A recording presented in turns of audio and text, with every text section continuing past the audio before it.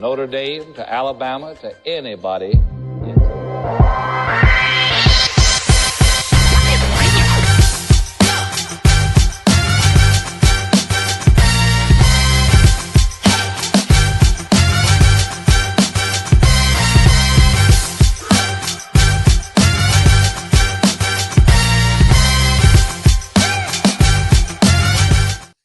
What is up, everyone? John Manson, along with CT, and we are back with another edition of the ASOR Red Podcast. And no, you do not need to adjust your TV, your phone, your listening device, however you may be consuming this content. There is no Mr. Richie Longshots with us this evening, but a huge congratulations goes out to him and Mrs. Longshots on the arrival of their first child. So congratulations, Richie and Mrs. Longshots. Everybody is happy and healthy. She was born earlier today. So exciting time in the Longshots household. And that brings us to Liberty football. What's up, bud? Yeah, I mean, I feel like we can just end the pod at that, hey, baby born, we had a good show. That's great. So, yeah, we're doing this. Yeah, it was a rough Saturday for the Flames, losing to Missouri State 21-17. We'll dive into it, talk about what's next as Liberty looks to bounce back and takes on the FIU Panthers at Pitbull Stadium on Saturday evening down in Miami. But it's really a frustrating game, right, CT? I mean, felt like we were winning all along, but felt like we had the game really in control. It just the score was closer than it should have been. And you never like the way it when games go like that, because you just feel like you're just leaving the door open for your opponent to. Yeah, 100%. Yeah, completely agreed. Yeah, it was something, I mean, I had that gut feeling during the game. It was like, we're keeping them in this game. Like, something's bound to happen. And, things did absolutely happen, which we'll talk about with the game. That was just a wild ending in general, no matter what the scoreline was. But, yeah, we kept them in the game, and it really bit us at the end. So. Yeah, it really did. I mean, we outgained them by over 200 yards in the first half, and it was only 10-0. I felt like if we could have gone up 3 scores in the first half, we probably, pull that game out, but we didn't do it. And even still, we still had multiple opportunities and chances all the way to the final seconds, the final minute of the game to get out of there with a win and extend your win streak to 4, keep your Conference USA championship hopes alive, and get one step closer to bowl eligibility, which we talked about that last week, how that game was crucial to get into bowl eligibility. And we'll break it down more as the night progresses. But you really feel like your back's really up against a wall right now as you head on the road for 2. Yeah, no, most definitely. I mean, you got to win 2 out of 3, which, again, we'll break it down further, but that's what it is at this point. So having left us ourselves really any margin for error, but is what it is. Yeah. It is. And it's cold up here in Lynchburg, Virginia area. It's dropped down into the 20s today, but one place that's not cold, our favorite town, Leesburg. Flawless. It's real Florida. It's old Florida, and it's close to all of the Central Florida attractions. Crystal clear natural springs in one of the largest chain of lakes. The beautiful lakefront city of Leesburg offers the best in outdoor adventures, fishing, and quaint shops and restaurants on historic downtown Main Street. Come visit and see how welcoming a hometown city feels. Experience Leesburg the way Florida is meant to be.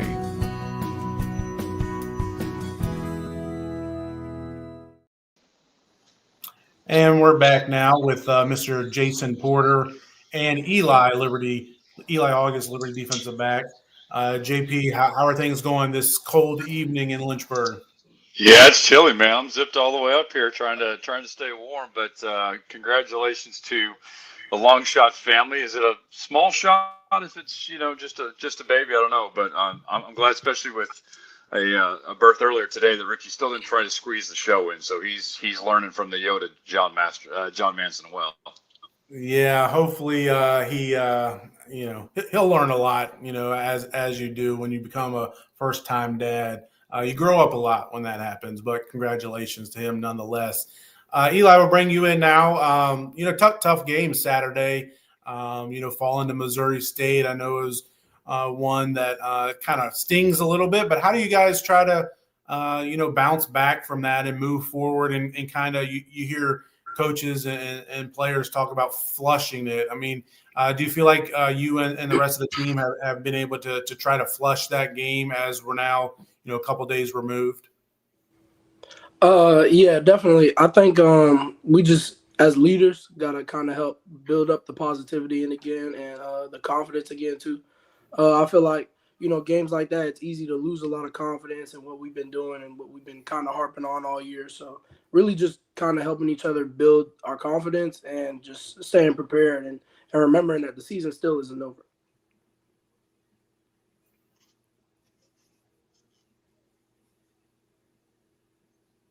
John, am I up? I'm sorry, I Yeah. couldn't hear Eli. Okay, I couldn't hear Eli. Sorry about that. That's all right. Yeah. All good. Okay, no. It's all good. I hear you. I hear you good, Eli. Oh, okay. Okay, maybe it's me. Eli, definitely, man, a tale of two halves, right? Kind of first half, second half there.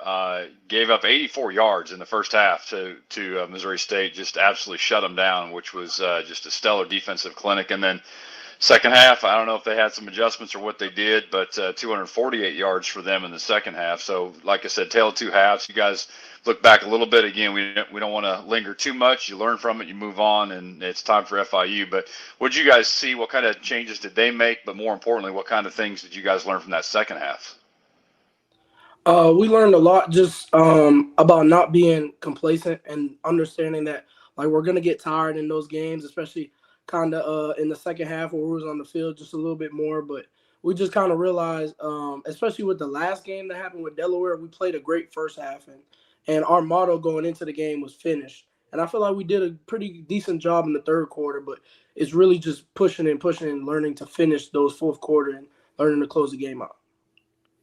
Yeah, I mean, you guys on defense particularly played terrific, especially in the first half. Had a shutout going into the second half, and even got a couple stops there early and gave up one touchdown. I mean, nowadays in college football, I mean, you can't expect to shut anybody out, especially a team like Missouri State. I mean, they have a seventh-year quarterback and veteran team. I mean, they've won 6 games now, so they're a good team. You can't expect to shut them out. So I mean, they got a couple of touchdowns on you guys. But before we move on, last question about the Missouri State game, because nobody wants to talk about that too much. But take us back to that last drive. I mean, obviously you had that crazy fumble play that Caleb Ryan made a great hustle play, and so did Ethan Vasco to get the ball back. But then the Flames ended up having to punt, got stopped short, had that false start penalty. Then you guys are thrust back out there onto the field, and they were able to march down Missouri State 4 plays and 70 yards. What were some things that you guys saw during that, and just how difficult is it for your defense to try to stop that momentum once they kind of get it going? Yeah, that's definitely hard. It was hard for us to really stop the momentum. We kind of work on that in practice too, just kind of studying changes and just working on, maybe if the defense gets thrown out there or the offense gets thrown out there, just how quickly can we settle down and build our confidence back and take the momentum back from the other team. But I think that's something really big that we learned in that game, especially about the fourth quarter, just learning how to take away the momentum, learning how to close out games, kind of like I said before. But we just kind of learned a lot, just about different calls too, just about certain calls we can run, certain calls we can't, better calls that we're good at. We learned a lot about that.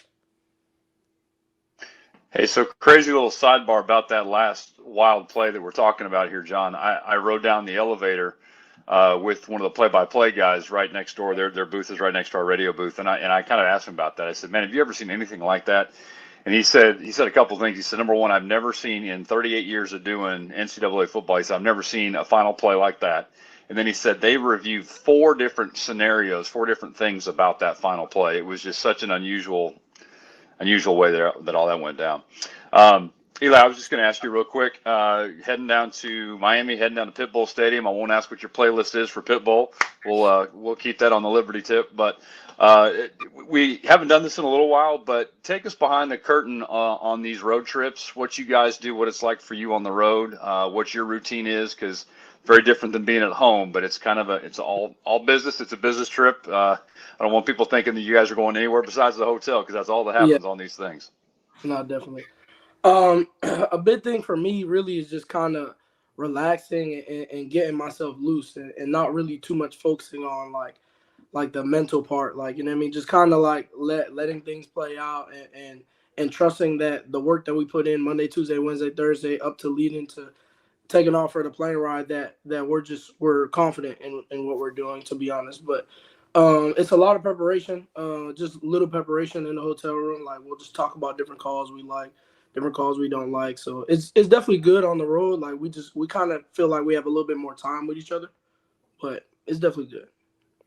Talking now with senior Liberty defensive back Eli August, and like every week, and last week we were joined by Jacob Jenkins and Eli this week, but this portion of the episode, the podcast, is brought to you by RT Rogers. Liberty guys, RT Rogers and his crew. Eli, tell us a little bit more about RT Rogers and how they can help out. For over 50 years, our family-owned and operated oil company has been powering homes, farms, and businesses in our community. Whether you need residential or commercial propane and heating oil, generators, or expert service, we've got you covered. We also offer top-quality commercial and agricultural fuels, tanks, lubricants, and equipment, plus wholesale opportunities that help your business grow. Trust the experience and dedication that only a family business can deliver. Call us today and experience the difference. Eli, tell us a little bit more about, how things are going right now in the locker room. How are you guys, trying to move forward, turn a page? Heard Coach Chadwell and some of the players talking earlier today about, fighting for a bowl game and getting there for guys like you, a senior. And, Liberty hasn't won a bowl game since 2021. And, is that something that you guys are kind of rallying around right now?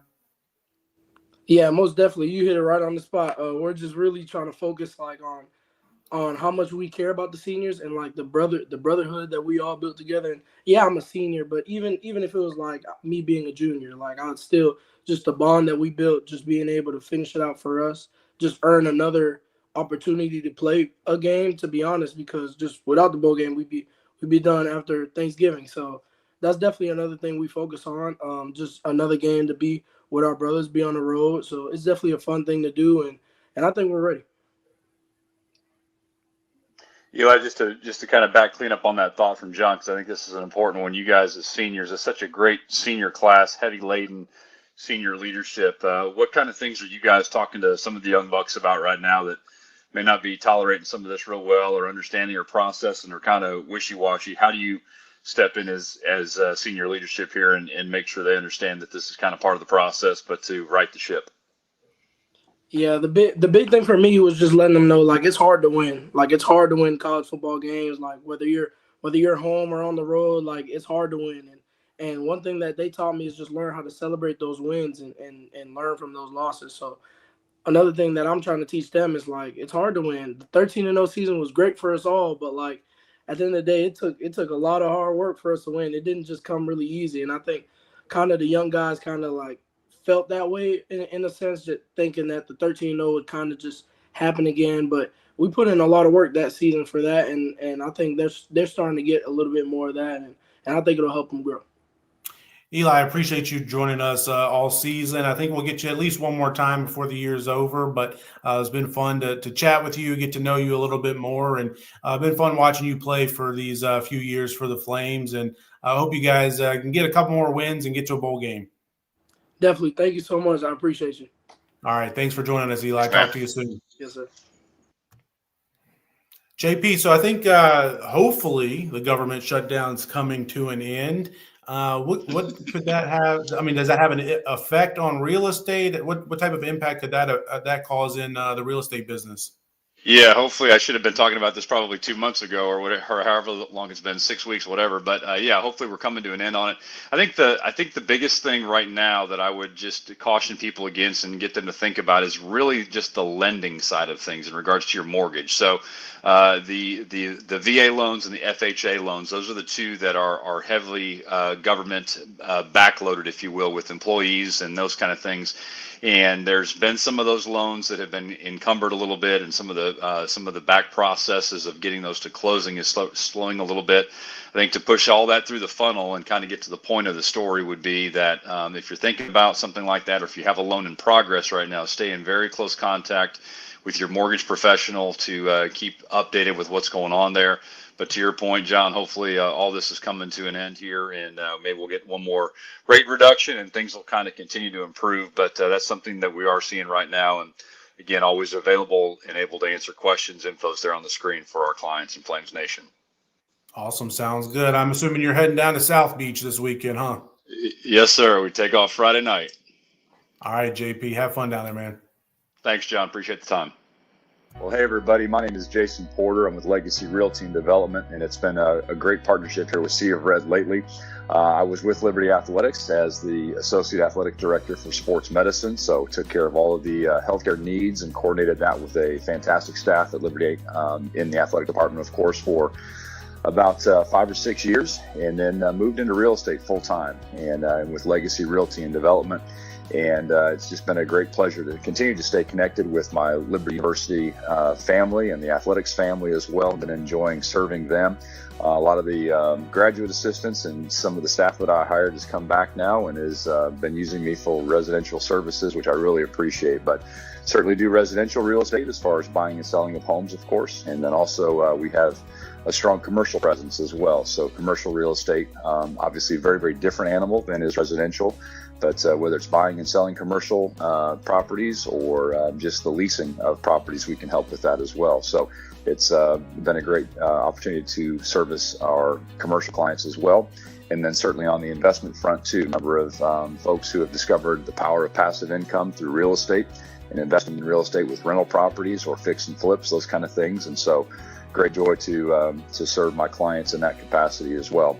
The other thing that I would add too is just a very, very full Rolodex at this point of contractors and subs and just different professional contacts that I've made through the years. So if I can ever provide any of those folks to you when all of a sudden you need a plumber or an electrician or a contractor to build your deck, whatever, I'd certainly be glad to give you access to that Rolodex and those references as well. Because a lot of times it's not exactly who you know, it's who you know that knows how to do the job well. And so I would be glad to provide those services for you as well. So love Flames Nation, love taking care of my Liberty family. And if there's ever anything I can do for you, my contact information is all right here on the screen.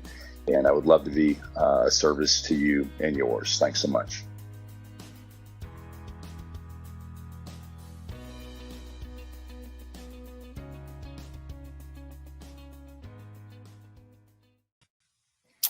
Well, we're back. CT, how are things going?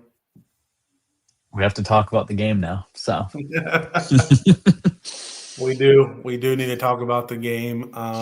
Just circling back on the Missouri State game, and obviously very frustrating, kind of deflating. Just having. I personally, I don't know how this team can bounce back from that loss. You've heard Coach Chadwell and the entire team, every time they've had opportunities to talk, have talked over the past month about it being a championship week every single week as you're trying to get back in that Conference USA championship race. And it was setting up for them. I mean, the path was there. You obviously had to take care of business and win out. And we knew that was going to be tough and, unable to get it done. And I can't imagine it's got to be tough for them to try to bounce back. And we'll talk more about FIU here in a few minutes, but just got to be a deflating loss against Missouri State. Yeah, completely agreed. I mean, deflating is the perfect way to put it. I mean, that's how I feel. And I'm sure you feel the same way. I'm sure lots of people, along with various other emotions of anger, frustration, different things like that, like deflation is probably one of the top things that people would say. So I can only imagine what it is for the team. And I feel like it's something I'm curious where they go moving forward now that, hey, because of that deflation, you know, they said, hey, here's our goal, Conference USA championship game. Like, we can still reach it if we win out. Okay, that's off the table now. Where do we go? Like, I'm assuming the coaching staff is going to have to say, like, hey, like, let's look at the streak this university has of not having a losing season. And hey, do you want to be the team that blows that in a way? I'm assuming that's where they go, but you know, it's really then down to the players, like, how much do they care about that or not? And, you know, I don't blame them one way or the other, to be completely honest, but I would hope they want to play for that and to get to a bowl game, but I don't know. Yeah, it is just overall really deflating for sure. I mean, it's been 20 years since Liberty has not won at least 6 games in a season. And honestly, I'm not sure we're favored to get to 6 wins anymore, the way things have fallen. And I don't think we should be favored to get to 6 wins. And, you know, I guess we should break down kind of the fourth quarter a little bit, just because it was so crazy, everything that happened. We talked about how, you know, Liberty led early on. I mean, if you go back to last week, I think it was either on the podcast or the video preview that I do each Friday. I talked about how we would learn a lot about this team this past Saturday, as far as like, was the Delaware game a blip, or was it a true turning of the tables, turning of the tide, righting the ship? And we learned that it wasn't. We learned that Delaware game was more of the abnormal, and the rest of the season is the normal and the true bit of this team. We may have to look back and say, how did that performance against Delaware happen? I mean, Delaware went.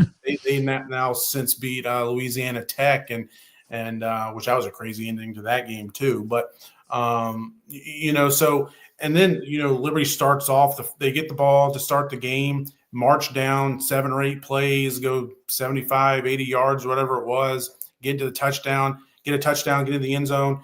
You don't have a negative play the entire drive. Vasco was 4 for 4 passing. Dickens punched it in for the touchdown, his 5th in two games. Obviously had 4 the week before against Delaware. And it seemed like, okay, maybe we have figured things out and we're just going to get things rolling. But then the wheels kind of fell off. Yeah, let me ask you one question really quickly just before we move forward. Like, I feel like for the most part throughout the season, like, one thing that has been pretty decent has been our opening scripted drive.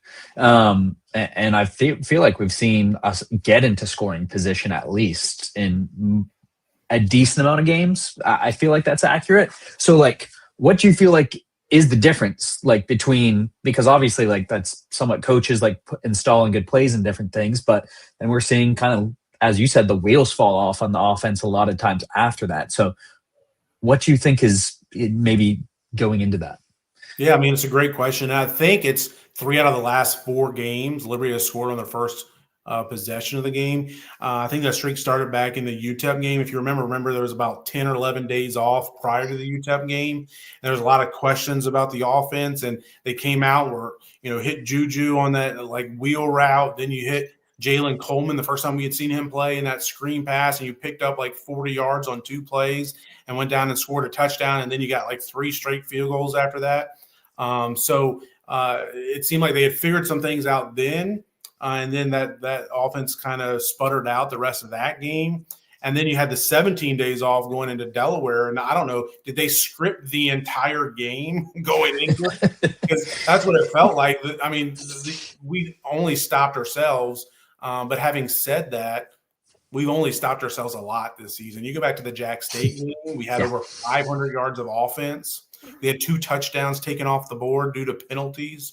I mean, we should have won that game. We should have beaten Bowling Green, but we didn't. We should have beaten Missouri State. Those are 3 games that, you know, not to take away from the other teams. I mean, Missouri State's a solid team, but Jacksonville State is too, obviously. But we beat ourselves. And I think it's like, you know, obviously it's a good job by the coaching staff to script those plays and have those strong starts. And if you go back to last year and even the year before, that was something that we struggled with, was getting off to good starts. So they've been able to figure things out.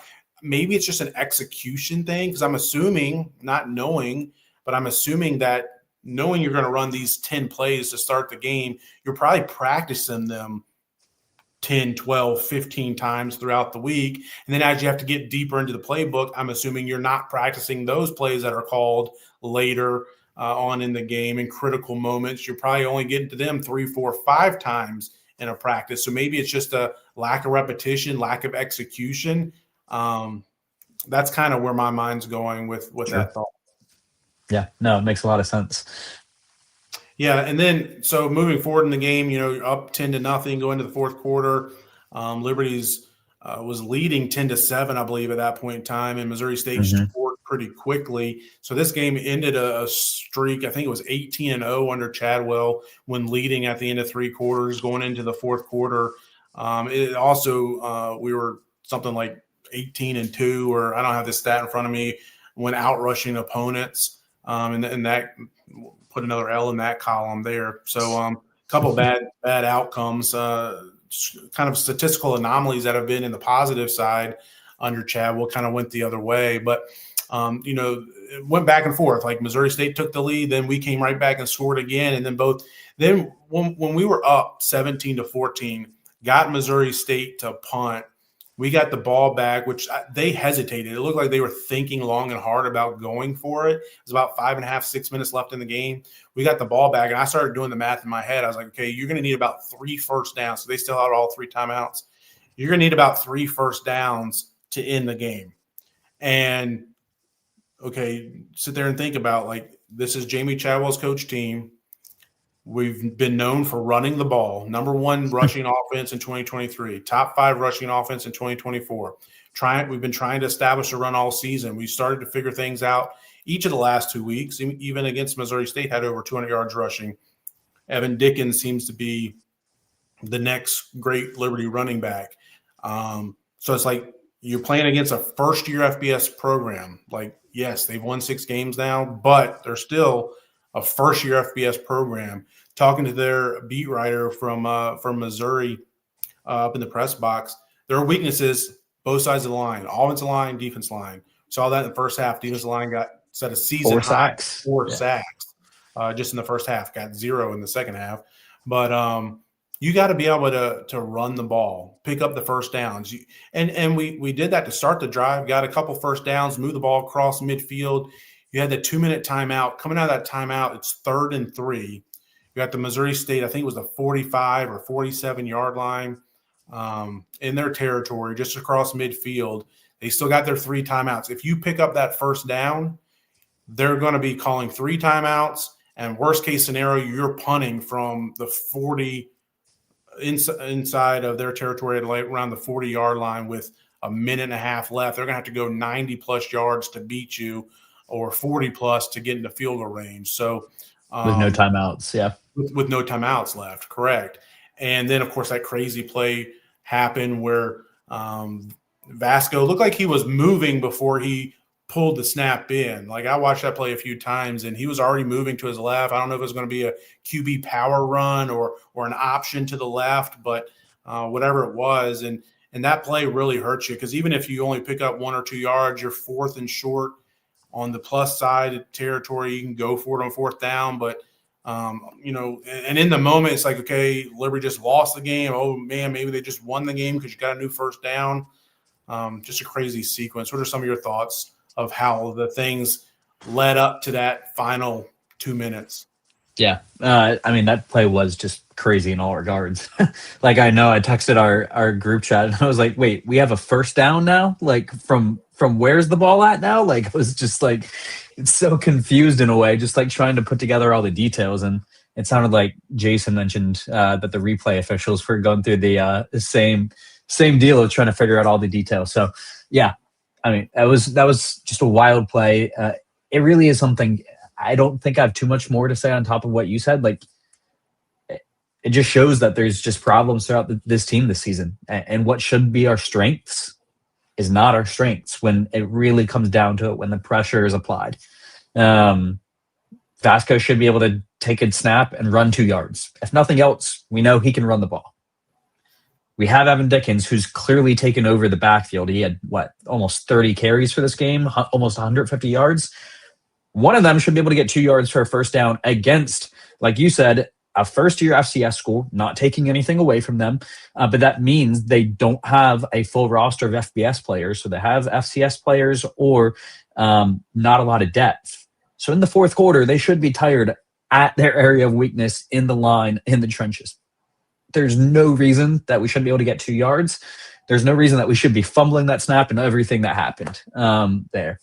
I feel like going back a tiny bit as well, the other thing that I don't know if it was frustrating to me or confusing, perplexing, what it was, but you mentioned the defensive line getting 4 sacks in the first half and they ended the game with 4 sacks.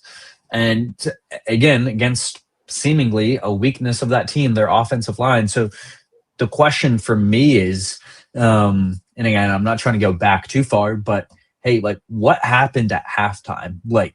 Was it something that and I guess, was it our defense maybe mentally got tired of carrying the team, which could be possible? Or, did we just get outcoached in terms of the coaching changes that were taking place at halftime? It's something I don't know, and I'm really again, we don't have the answer, but I'm really curious about. Yeah, I mean, there's lots of things that I don't have the answer to, and I've been trying to figure out all season long. I mean, because you go from game to game, half to half, to thinking one thing about this team to learning nothing, or to learning that this team is just inconsistent and you can't get a good read on them or a good feel on them. I mean, because again, go back to that UTEP game, I'm starting to think man, this defense is pretty solid. This is a good defense. And even statistically, Liberty's still the top defense in Conference USA. I don't know if, many of us are oh, we got a strong defense, but we have shown some improvement on that side of the ball. But then there's moments that going 70 yards in four plays. They scored a touchdown before you could blink. I mean, it was just ridiculous. And the amount of missed tackles as well. Yeah, and it was one thing I noticed. Yeah. I mean, give credit to Missouri State, to Clark. He made some good plays, good throws. Put them on the back shoulder where only their receiver could haul it in, and they made some nice catches, including that touchdown catch. But I know there's been a lot of conversation about should Liberty have called some timeouts there. In the moment, I didn't feel like that was that big of a deal. I understood why you weren't calling a timeout.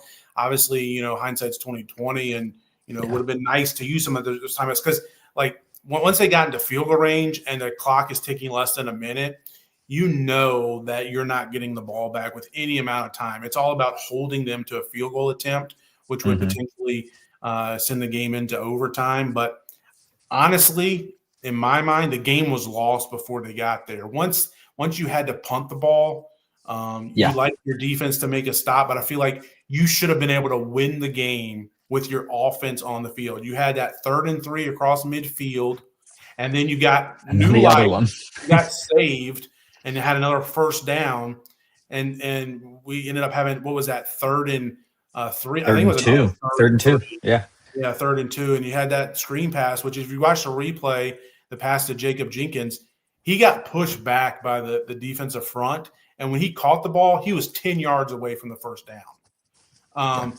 Obviously, the play would have been for him to catch it closer to the line of scrimmage where he only had to go 4 or 5 yards, but at the same time, and we have Jacob Jenkins on every other week here, and he's a great teammate, great guy, love having him on this team, but he's still a 6'4", 240 tight end against a corner, and you feel like, can you please pick up those extra 2 yards?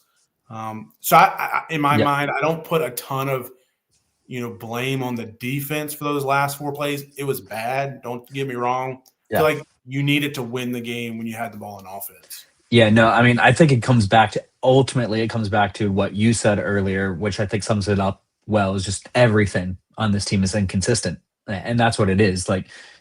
This defense, in theory, they didn't play bad again. 7 points going into the fourth quarter, they gave up. how many times is a team giving up only 7 points going into the fourth quarter and you lose the game in college football? Like not that often. But at the same exact time, that last drive was so bad, just genuinely. And so it's just that inconsistency there, like you said. The one other thing that I just thought was interesting, and I really don't want to like backseat or couch quarterback or whatever they call it, like too much, or couch coach, I'll say. But the other thing that just got me thinking was like, I believe Coach Shadwell said after the game that he wanted to keep all 3 timeouts. Like that was his decision because he wanted to have them for offense. Which, I see pros and cons, kind of like you alluded to earlier. Maybe it could have been good to call a timeout, get the defense reset, like once they got into field goal range or something.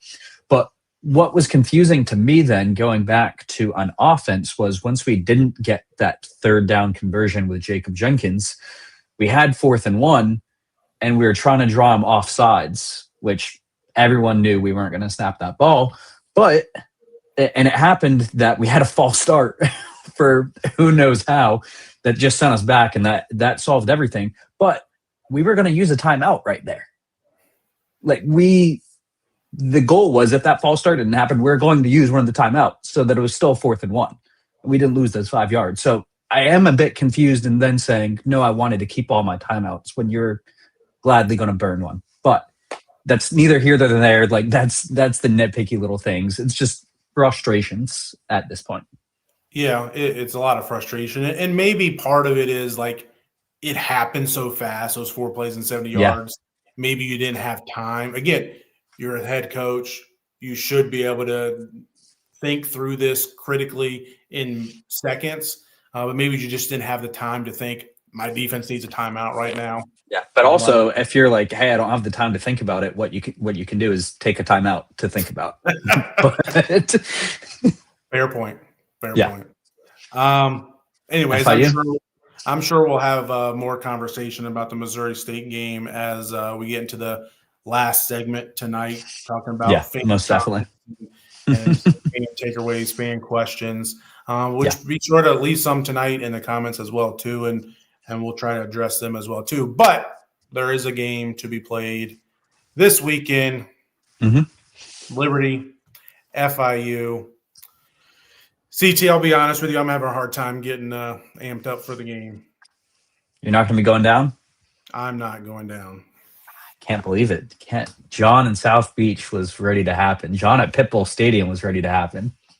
Yeah, I made the trip down there in 2023, and we dominated them that year. But yeah, I'm not making the trip this year. Like I said, I'm having a hard time, and maybe that's partly why I don't know how this team's going to be able to turn it around so quickly. It's not like we have another 2 weeks to mentally prepare for this game. But yeah, Liberty, FIU, Saturday evening. I think it's 5 o'clock. It's kind of a weird kickoff time. Oh, that is very weird. Yeah, ESPN Plus, Pitbull Stadium, like we said, down in Miami. I don't think heat will be a problem, although going from 30s and 40 degrees to 70 and 80 degrees may be an adjustment for the team. But they were practicing this morning inside the indoor facility, which was nice and probably 65 degrees in there. So, but yeah, FIU, first-year head coach Willie Simmons. He comes up from the FCS level where he was – I mean, his record was – he had a gaudy record, a couple different stops in the FCS. And now he's up at FIU as a head coach first year, 4-5. They're coming off a win 56-30 over Middle Tennessee on the road. Same record. They're 4-5. We're 4-5. Feels like these two programs are in different places today. Would you agree? Yeah, it does seem like FIU might be starting to trend up. You know, that big win last week, they beat Western Kentucky a couple weeks ago. That was kind of a surprise win, I'd say. They've also had some losses sprinkled in, like they lost to Delaware, they lost to Missouri State. So it's been a weird kind of mix for them, but it does seem like that, hey, Simmons may be starting to get things moving in the right direction. And, you know, maybe it's something that they could be working to get to a bowl game. And, you know, that's something that they haven't been too much. So, you know, there is that positive aspirations of getting to, hey, let's get to 6-6 versus like, oh my gosh, we better get to 6-6 kind of thing. The other thing that was interesting, and I don't know if you know more, but it seemed like they switched quarterbacks. Is that correct? Yeah, it is. And you're exactly right. That's kind of what I was talking about too, or thinking about, was we have the same records, but we feel like we're in different places, where FIU will be thrilled to get to 6 wins and get to a bowl game for the first time in several years, where we're kind of like, we got 6 wins. Yay. Yeah. That type thing. But yeah, Kewan Jenkins, it's kind of a weird story. Kewan Jenkins was a preseason Conference USA Offensive Player of the Year. 3rd-year starter. He actually went into the portal. And then after, when they were making the coaching change, after Simmons got hired, I guess he convinced Kewan to stay. He's from Miami, a dual threat guy. He got injured the game prior to their Middle Tennessee game in the 4th quarter, apparently a growing injury. He left the game late and did not return. Coach Simmons, after that game, said he could have returned if the game was still in doubt. And they went with Joe Pasansky, I think is how you say his name. He's a transfer from Holy Cross. This is his first year at FIU. And then this past week, Jenkins was listed as questionable, and they went with Pasansky against Middle Tennessee, and they score 56 points. Pasansky sets a school record with 5 touchdowns, 4 passing, 1 on the ground. So I assume you just continue going with him. In my opinion, I feel like he's the guy. I mean, he's more of a pocket passer. He can stretch the field vertically more, whereas Jenkins is a dual threat guy. He's not really a strong passer, but he is a capable passer. But he's really good with the ball in his hands moving. So you hear Coach Simmons talking this week about both guys will be ready to play and all that sort of stuff. But my gut says, especially if Jenkins is not 100%, that Mr. Joe Pasansky is going to get the start. Yeah, makes sense. I mean, impressive showing for him so far. I mean, it seems like he earned the right to that job, and we'll see. Hey, our defense, again, inconsistent, sure, all those things, but in theory, despite the way that last drive went, they've been pretty decent against the pass, maybe as opposed to like how they've been against the run. So like, hey, maybe the pocket passer could be better for us to play against, but who knows? That's just me trying to look for positives. We'll have to see how it plays out on Saturday. Yeah, FIU has been one of the top rushing offenses in Conference USA, just behind Jack State. So that gives you some pause for concern. But again, if they're going away from Jenkins, who's a capable runner, maybe they go to more of a pass-heavy approach. I don't know. We'll have to wait and see. I do think the motivation aspect is where this game will be won. If Liberty is truly bought in and rallying around trying to get to 6 wins like they say they are, I think we'll have a really good shot to win the game. If we're still sulking in our loss and not being able to likely not being able to play for the Conference USA Championship, FIU will get us. I mean, they've proven it. You said it. They beat Western Kentucky a few weeks ago. They can beat teams at the top of the conference and obviously at the bottom too with what they did to Middle Tennessee. Yeah. Do you want to dare give a score prediction? I'm still working through that. And you guys know I put that out every Friday. I want to say Liberty's going to win. Yeah. But I'm really having a hard time believing it truly that we're going to win. Like, I feel like if this was a game that was week 1, you would say Liberty's winning this game. Like, if these two teams play back in week 1, like, Liberty's winning. Liberty should win this game. I don't care if it's played in Miami or Lynchburg or Texas. It doesn't matter. I think Liberty is winning this game. But right now, I just don't feel that way. I don't know. Well, how about you? About the same. I'll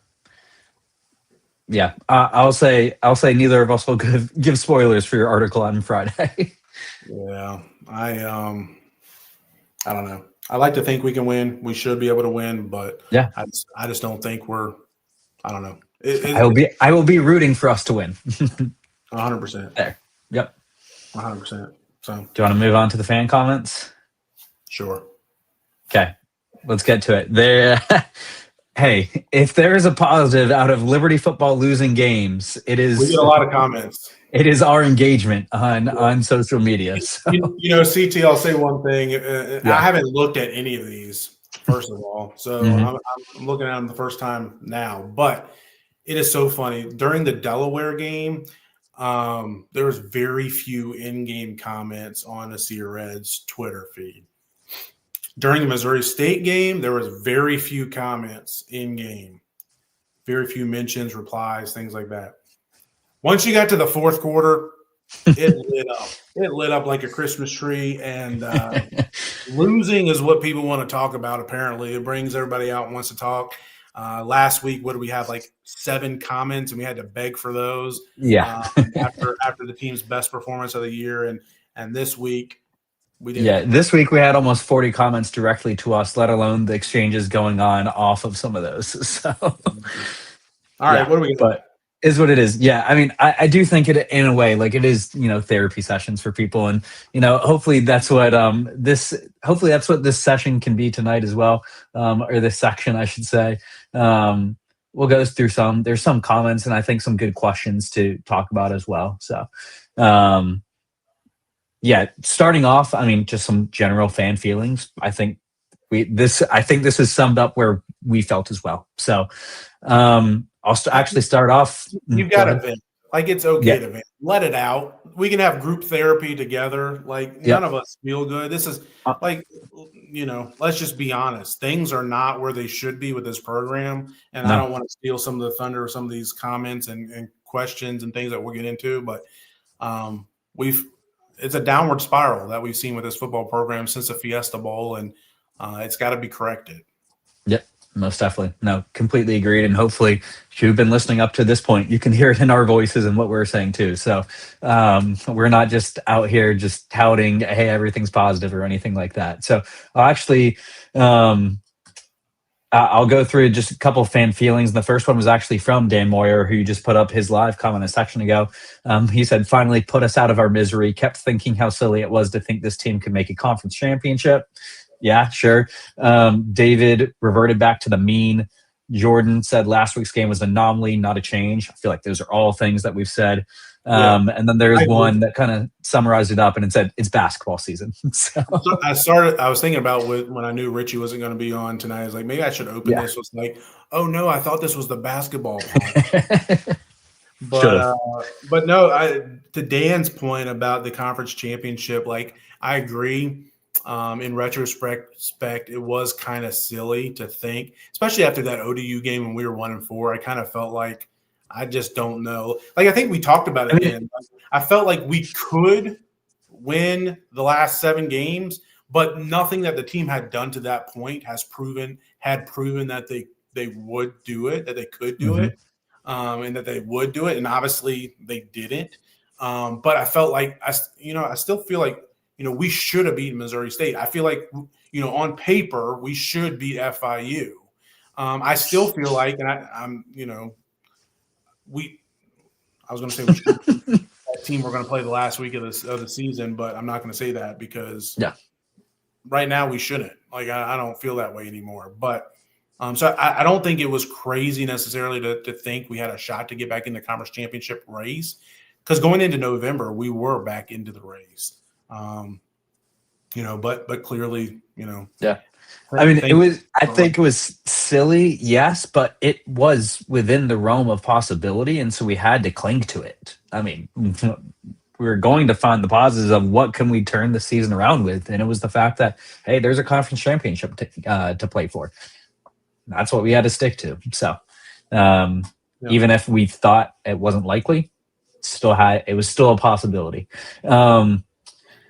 This was one that I feel like got some people riled up, and I think it's good just for us to talk about it for a minute. So this one came from Turtle Power. He said, Chadwell sort of called out the fans after last week, and then you come home and lose to an FCS team in this fashion, which not true. They are an FBS team. Get his point. And then he was basically asking, like, what's that about? Yeah, I guess he's referring to Chadwell's comments about, he said something in the press conference last week about, fans wanted people fired or something like that. And Chadwell is an interesting person. I'm still trying to learn him. And you learn a lot about coaches when you're winning, but you learn more about them when you're losing. And this is really the first time this season that, Chadwell's had consistent losing, right? Like, at the end of the season last year, but in his career. Yeah. That's what I'm saying. In his entire career. It's really the first time. So he had one season at Coastal. I think his first season that was like 2-10 or something like that. But that's it. Yeah. That was actually when he was the interim coach when Mobley was sick. But his first year as the actual head coach, he was 5-7, and then they quickly turned it from there. So he's not used to it. Obviously, looking back, those comments don't sit well right now. Right. In the moment, he was feeling good. He had felt like he had gotten the thing. I'm not trying to put words in his mouth, but he had felt like he had gotten the thing turned around coming off that Delaware win. They had won 3 straight. They looked really good, and he probably felt pretty confident. I felt really confident going into the Missouri State game. I'm sure he felt the same way. And, I think he was, just sharing, being true to himself and how he felt. And obviously, I'm sure if he had to take it back, he probably wouldn't have said that, but it's disappointing. You have to follow it up. And we said it last week, you have to follow up that game with another win. And, another thing that I thought was interesting is the team showed up to that Delaware game in their business suits. Mm-hmm. And I was like, oh, this is interesting. They don't typically do it. They've done it before, but they did it for the conference championship game in 2023. They probably did it at some point in 2024, maybe the Sam Houston game. But, they did it against Delaware. And then they were back in their normal, like, jogging suit things that they warm up suits that they wear pregame this week. So it's kind of like, was the mood, like, was the message different? Like, did the team, did the staff, did the players, did they relax some, thinking, oh, we've arrived after the Delaware game? I don't know, just something to think about. Yeah, that makes me just think of it, and this is completely apples and oranges, but it just makes me think of, like, my beloved Panthers, like, not the FIU Panthers, the Carolina Panthers. Like, we all know how bad they are in the NFL, and they've had something that is like a lot of NFL teams, like they have, like, Victory Monday and stuff like that. And I'm sure a lot of college teams do as well for if you win a game. The Panthers, they've said, we're not doing that. Like, we're not good enough. Even if we win a game, we're not doing that. And they beat the Packers last week, and they're like, hey, you know what? We're going to have a Victory Monday. And then they come out and look horrific against a 1-win Saints. So, again, apples and oranges. But at the same time, like, it is, like, just interesting. Seeing, like, those little mentality things that can I do think your mindset is very critical in sports. Like, when you feel like you're counted out, you're the underdog, you're nobody, like, that was Missouri State. They came into that game, nobody expects us to win, it's just us, lock the gates, let's play. Whereas we were probably like, we probably got these guys. Yeah. Totally. Well, going off of that one thing just about the play calling, which we talked about some earlier, I feel like, but play calling way too conservative, too many inside runs, got away from what we did on the first drive, just mind-boggling. Yeah. Do you have anything to add there? Yeah. I don't know. I feel like the offense just lost so much rhythm. Like, they had the rhythm that first drive, and then they lost it. I think it was a second drive where they had, like, multiple penalties there that kind of derailed things. CT, we've got a special guest that's joining us. Really? We have a special guest. Surprise! Oh, man. Look who's here. Look at here. Mr. Longshots, girl dad. Love it.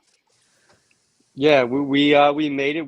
I was not sure timing of me making it on today, but shortly after 3:30 today, Mrs. Longshots and I welcomed a beautiful girl, Jane Longshots.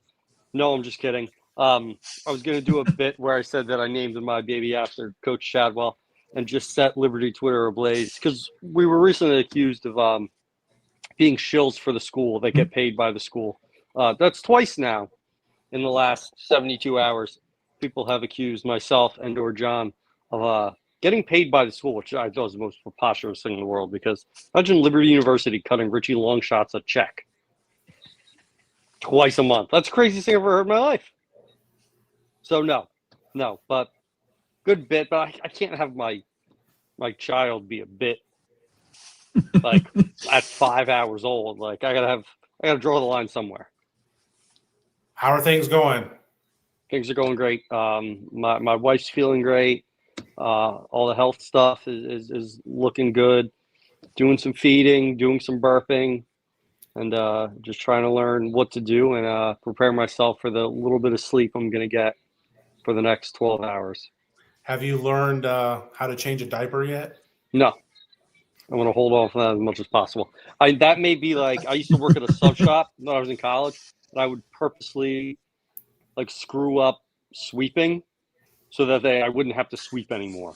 So, mind you, my wife is literally sitting next to me right now, hearing me say this, so that probably won't go over well. I'm surprised she let you get on here. She's amazing. If I'm a man of the people, she's a woman of the people. So I probably wasn't going to make it for the whole hour, but I'm here for the final 10 minutes. What did I miss? A lot of fun. Nothing important. Yeah. I did catch the first bit. You did a great job. Great transition to Leesburg. And was about there when I had to turn it off. Yeah, I was blown away, John. Nothing against you. Richie does a great job with those, and I thought you absolutely killed the Leesburg transition. I've been practicing for 48 hours, and some could be saying I've been practicing for 3 years.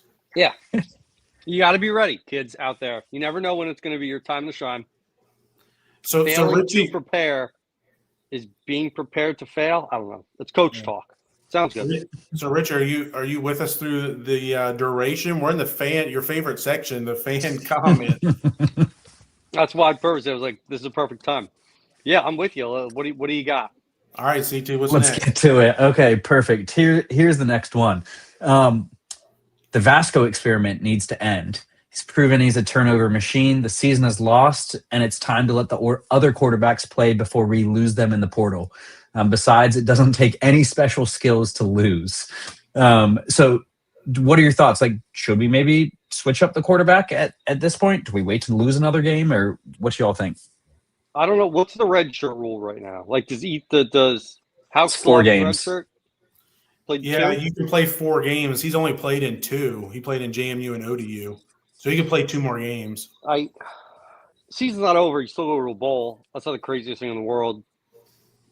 So I don't think you'd throw caution to the wind and start playing the young guys just yet. I mean, you look for opportunities to put them in there. And no shade against Ethan Vasco. From all accounts, he's a great guy. So I'm not going to – if you find an opportunity to say, hey, what can Houck do? But at the same time, you burn his red shirt. That's when you lose a guy to the portals, when they're like, they just burnt my red shirt for a year. We won 5 games. Like, why would I stay here? Yeah, I feel like you still – I thought about this some this week. I feel like you play whoever you think gives you the best chance to win. And I still think that's Vasco because, let's be honest, Chadwell doesn't want to be the head coach that sees that 20-year 6-win streak come to an end. He doesn't want to be the head coach that sees that 7-year bowl streak come to an end. So he's gonna put his best guys out there, and he thinks that's Vasco. From what we've seen, we have to agree with what he said so far. Now, it's a different conversation when you say, what about next year? That's a different conversation. But for this year, I think for now, until you get to 7 losses, which wouldn't be until the season finale, I think you got to ride with Vasco. Yeah, and sorry, go ahead, ZT. No. You take it away. I think that even before this transfer portal, rev share, NIL era, most teams recruited quarterbacks every single year.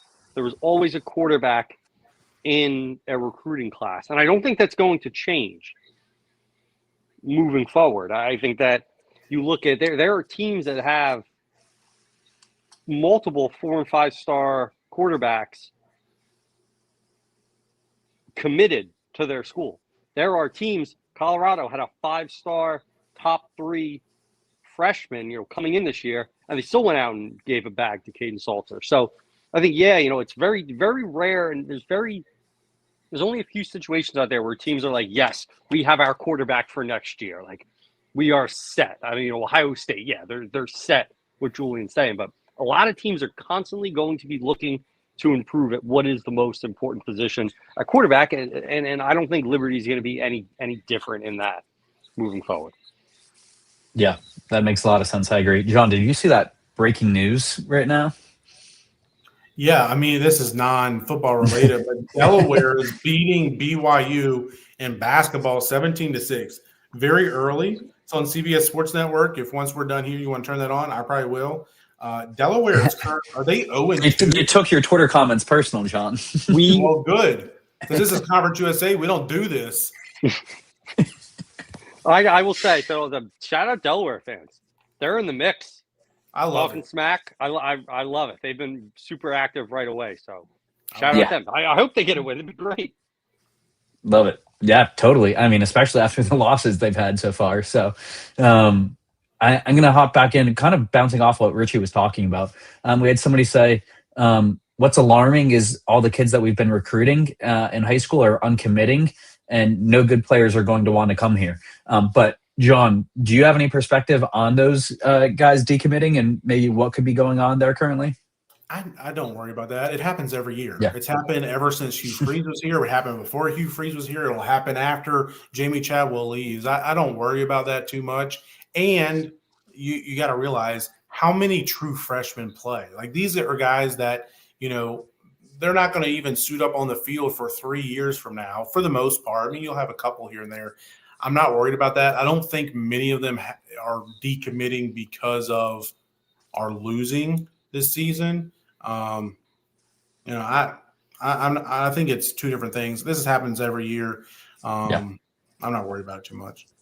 Yeah, and we're at that point in the high school football season where playoffs are starting and players are starting to show up. I mean, that quarterback that decommitted was putting up incredible numbers. I'm very confident he's going to land at a P4, if not an SEC Big Ten school. And I could be wrong. I don't follow high school recruiting because, as John said, it doesn't matter. It matters to an extent, a little bit, but I don't celebrate when a recruit commits, and I don't get angry when a recruit decommits.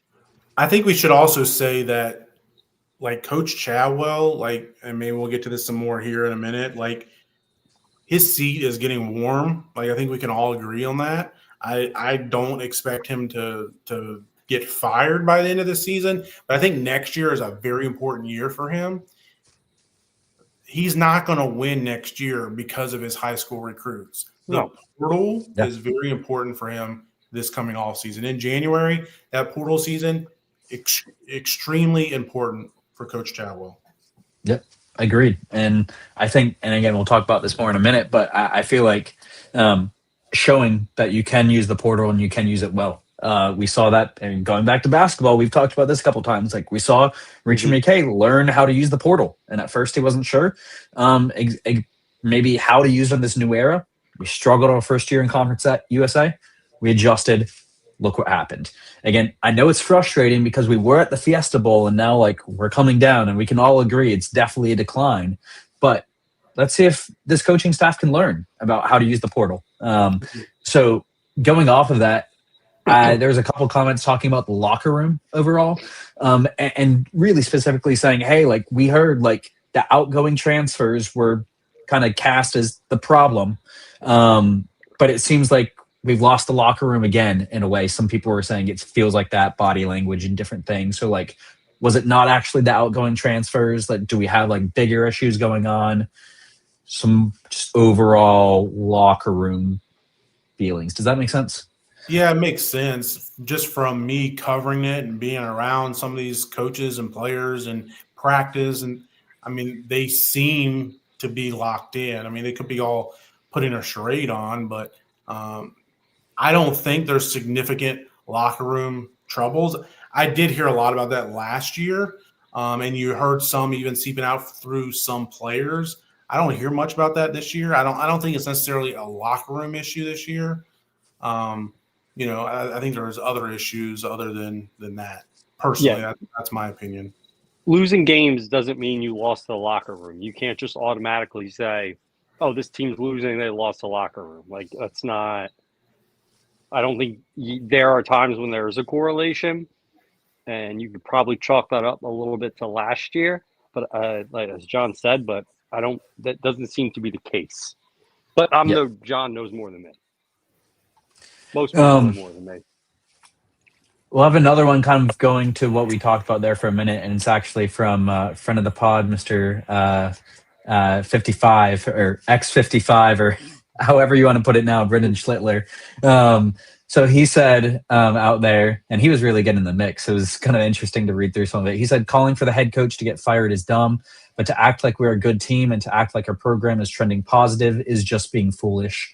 We haven't acquired the necessary talent at key positions, and we've struggled to develop high school kids. I actually don't think a lot of it is X's and O's. Other programs have adjusted better to NIL and revenue share with half the resources up until this point. Yeah, it's fair to say, and I've said this many times, there is not a soul in that operations center that is like, this is fine. We're going to be all right. No, I'm sure there's a sense of urgency and a wantingness to be better. No one is saying, this is fine. We're great. There's no issues here. To my knowledge, no one is saying that. And I would expect, even after the Fiesta Bowl, they're like, we want to be better. That's what good coaches do. They want to get better. They want to continue moving in the right direction. So, yeah, everyone can shout it from the rooftops. We're all agreeing. I think we're at the point where no one is saying, no, you're being pessimistic, being a hater. No, everyone's pretty much in agreement with all of that. Yeah, I agree with Brendan's comments there, and I also agree with him talking about, it's not just X's and O's. It's more than that. I do think Coach Chadwell needs to make some adjustments to the way he approaches the portal, potentially how he approaches revenue sharing. Coach Chadwell's always been of the mindset of building the program for the long haul. You can't do that anymore. You have to build for this year, every year. So I think he needs to make an adjustment to the way he handles the portal. Those are probably some things that he's already thought about and hopefully will execute on. We're short a couple offensive linemen that could help us be at the next level. I think we're short. Evan Diggins has exploded onto the scene, but I think we're short a running back, proven running back, to start the season. I think we have that now in Evan. Hopefully we can keep him on board. But and then also I don't think, personally, maybe it's premature saying this with 3 games left. I don't think that the Vasco experiment worked out. And that happens sometimes. So I do think we need to be aggressive in the portal after another quarterback.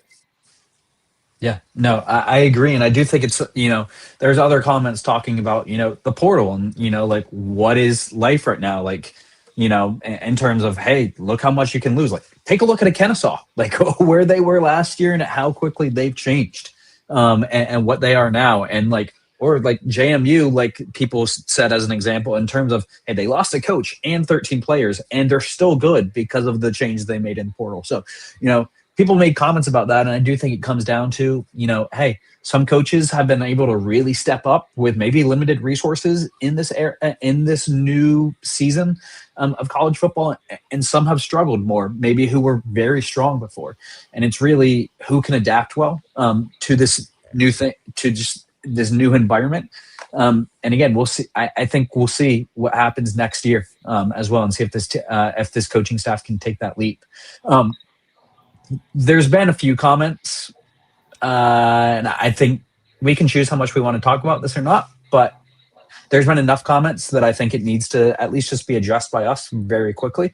So talking about a coach who maybe hasn't been able to adjust to the portal era as much is people talking about Hugh Freeze. So with him not at Auburn, regardless of what our coaching situation is, like, is that something, just generally speaking, do you think he's still fit for this new era of college football in general, like whether it's at Liberty or not, or do you have anything that you want to touch on that subject?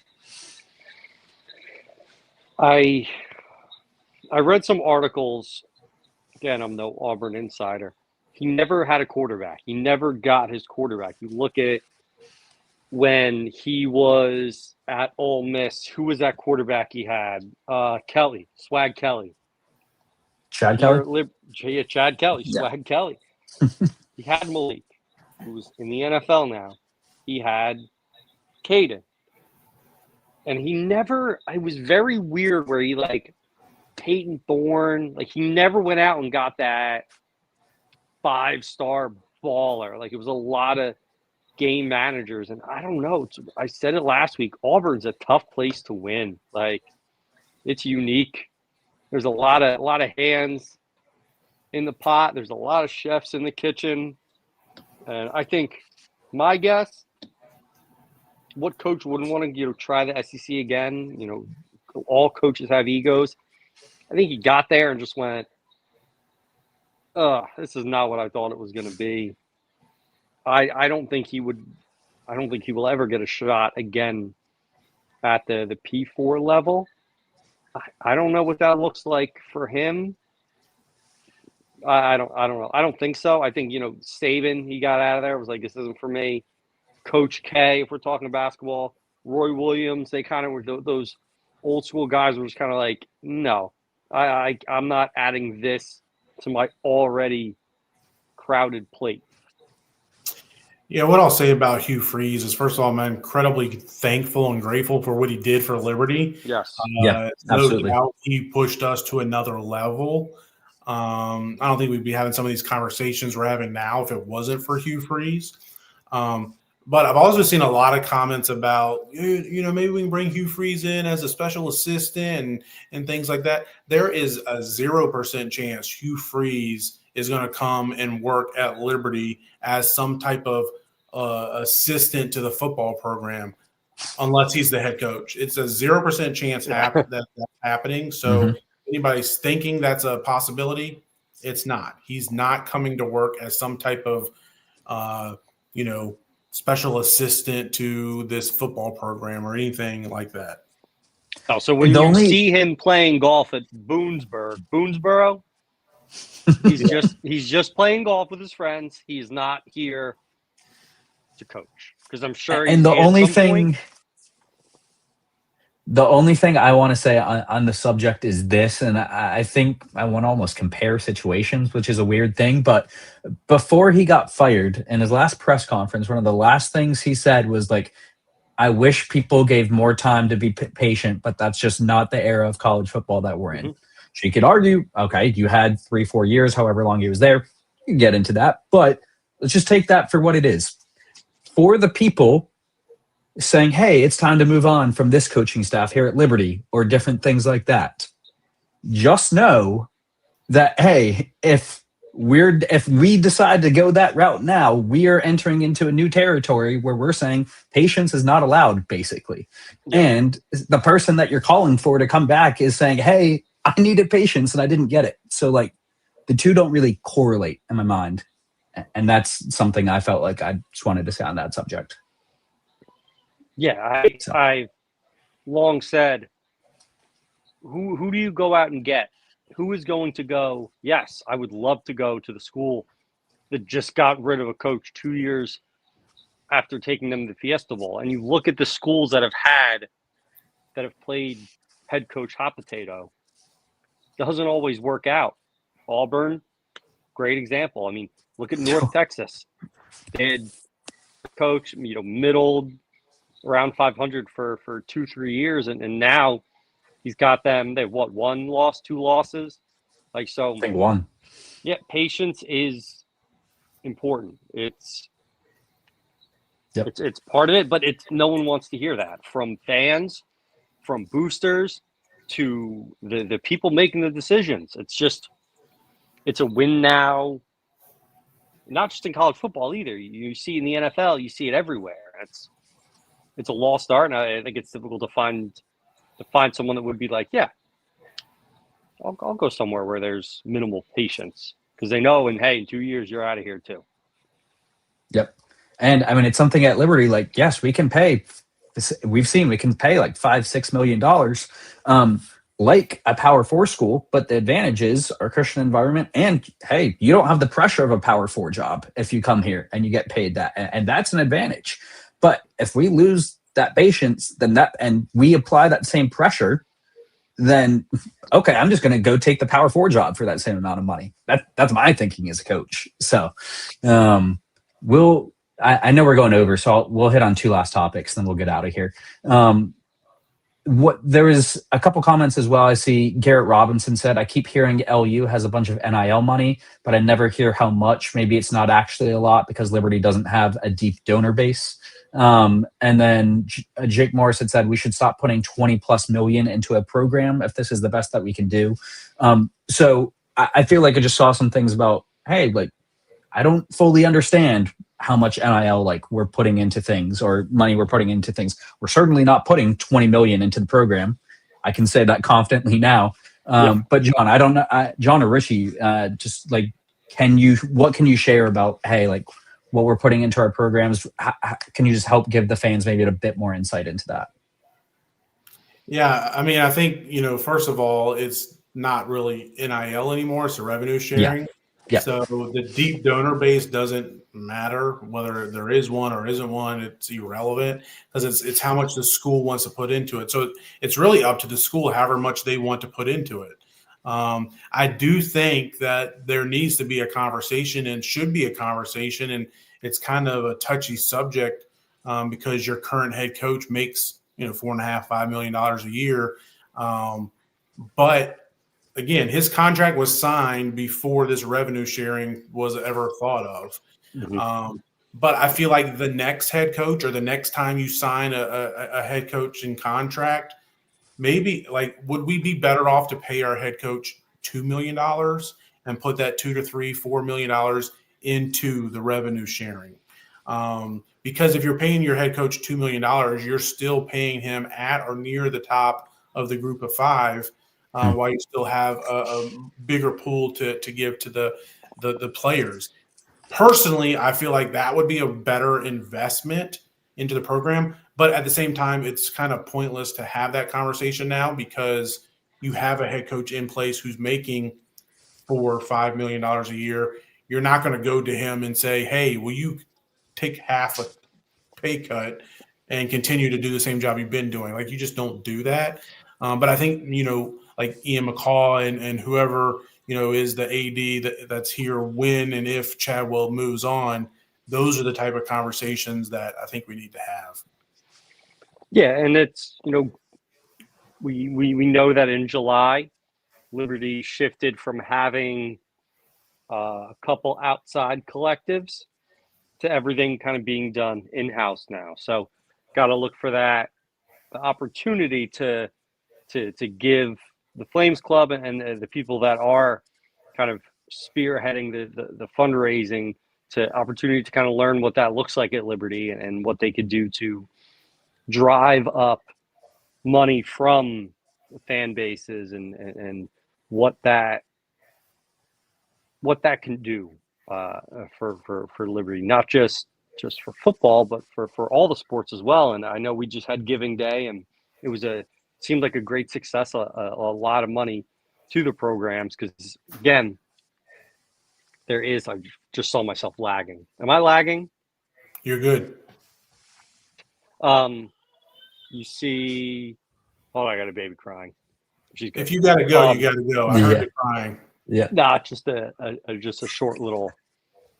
She's disappointed about the Liberty football season, as we all are. We're all crying.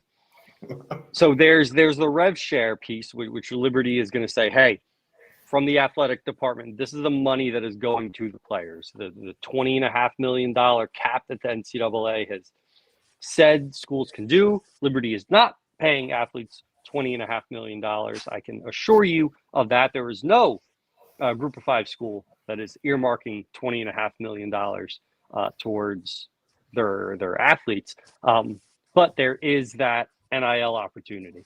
There is that extra piece where you are able to make donations, and that's the money that's going to help go to the coaching staff on top of what they're getting in the rev share. So when we're looking at that, people are going to get mad at this term, a signing bonus and stuff like that. You know, when the transfer portal hits, that's where that money, you know, donating to the Flames Club. Each sport has its own excellence fund that money can go, you know, to help the coaches when situations come up, and we see that on top of just that base rate of, hey, this player is getting this. Allows for a little bit more flexibility from the coaching staff. You know, I don't know the inner workings of what that looks like under the Flames Club. I can really just kind of talk about what that looked like with Flames Rising, but definitely give them an opportunity to see, you know, how they can make it work at Liberty. Yeah, I mean, I think, you know, we've kind of talked about it, but, you know, with to Jake's point, his other half of his comment, you know, we're not putting 20 million into it, like you said, CT, but with the amount of resources we are putting into the football program, he's exactly right. We should not be 4-5 against this schedule. You know, bowl eligibility, you know, being in doubt going into the last 3 weeks of the season should not be what we're talking about. We should be competing for a conference championship in Conference USA every single season. You know, winning it every year, maybe, you know, not fair to expect that because there's other teams out there, other good coaches. But we should at least be competing for it every year. And we should be near the top of the Group of Five most years. So, you know, and again, we've all said this already, but, you know, we're not at that level, and that's not good enough. And we need to make changes moving forward so that we're going back in the right direction, because going from 13-0 to 8-4 to whatever we're going to finish this year is clearly not headed in the right direction. We need to stop the downward spiral and start moving back in the other direction. Yep. And I think that perfectly segues into the last question from loyal friend of the pod and stealer of the ASOR belt, Jeremiah Flincham, allegedly stealing. I'll say Jeremiah Flincham said, I'm asking what you suggest we do from here. Obviously, someone maybe needs to change. And I've been one of the, this is him speaking, I've been one of the biggest proponents for not firing anyone. So if Jeremiah is saying, hey, it feels like something has to change, you know, there's issues going on. So, John, obviously we have 3 games left. We still can hope for a bowl game, all those kind of things like we've talked about. But from your perspective, you're sitting here right now. If you had to say something has to change, what do you think that is as we start very tentatively looking ahead to next season? Yeah, I mean, I think the biggest thing is you need to make changes to the way you use the transfer portal. We need to have a better success rate, a better hit rate with the guys we get in the portal. I mean, we've had too many guys that come in and, you know, aren't ready, or they're just not good enough. And, you know, at some key positions. I think that's one of the main things. I also think, you know, Coach Chadwell needs to take a deep look at the way he's doing things from top to bottom within his program, and you know, ask, you know, maybe Ian McCall for some assistance as far as to, you know, what areas need to be improved, what areas need to change. I do expect there to be changes to the coaching staff. I don't know what those will be. I don't know if they'll quote unquote be fired or people will be encouraged to find another job. I do expect that to happen. I don't know if it'll be a coordinator or an assistant, on-field assistant coach or support staff, but I do expect there to be changes. I mean, it's unusual for you to go into your 3rd year with virtually the exact same coaching staff for 3 straight seasons. So I would expect there to be some shakeups there. So I think those are kind of the biggest couple of things is you know, the portal It's crucial. I've already said it a couple of times. It's crucial for Coach Chadwell to hit it this year, and it's not just Chadwell; it's his entire staff to hit it this year. And then I do expect there to be some changes. I don't know how many or who or anything like that, but I do think there will be a little bit of a staff shakeup. Is my expectation. Yeah, I'm with John. I'm not going to take a deep dive. I'm not a guy that's going to publicly call for someone to get fired. Definitely not. Ever, I don't think. You don't make yourself look good by making someone else look bad. So, but to piggyback off what John said, the definition of insanity is doing the same thing and expecting the same results. I don't think Coach Chadwell is an insane person, so I'm sure that he is going to do what it is, and that's what a coach gets paid to do, and that's put the best team on the field and put the best people that's going to help this team win on his staff. So I don't see a world where we are rolling out the exact same staff and, with no changes on the field, on the sidelines, in the box, all of that. So that's what I'll say. Changes are going to get made, and I don't know specifics. I don't know what things look like behind the scenes. So I trust him to make the decisions that he has to do in order to right the ship. Yep. I think what both of you said about the portal is pretty accurate as well. Like, from my very limited perspective, it seemed like, hey, we kind of, in our portal choices, we kind of swung from one end of the pendulum to the other in terms of, hey, it sounded like we had locker room issues last year, so let's swing all the other way and solve those. And I think we're going to correct back to the middle now in terms of, okay, we want guys good for the locker room, but we're not going to maybe sacrifice talent for that. I think that could be a good shift. I don't know fully. That's just my very limited perspective. But yeah, just learning how to implement and use the portal better, I think is going to be something that we can expect them to do. And I still feel confident that they're going to be able to make those changes. So, yeah, I'm hopeful. Unfortunately, we got a long ways until August of 2026. And we got to get through these last 3 games. And again, I'm as disappointed as any of us in how the season's gone. But let's get to 6 wins. Let's keep that 6-win streak alive. I mean, it's going on 20 years. Let's keep the bowl streak alive. And let's get 2 more wins and go to Hawaii Bowl. Why not? Yeah, let's get the win in Pitbull Stadium. Yeah, let's do it. Richie, you going to close us out, or no? You guys take it. Richie, father of 1. Father of 1, girl dad. Well, glad you could join us, Richie, and best to you and the missus and the little one. Hope you get a little bit of sleep tonight. Thank you. And congratulations from all of us again. Congratulations. That's super exciting. We hope to have you back on the pod soon as well. I mean, if you're joining us tonight, I expect you can get back on next week too, huh? Yeah, I'm going to give it a shot, but we're taking it hour by hour and hoping for the best. So thank you guys and everyone online, all the well wishes. It's appreciated. Awesome. All right. For Richie, new dad, CT, I'm John. We'll talk to you guys soon. Go Flames. Thank you.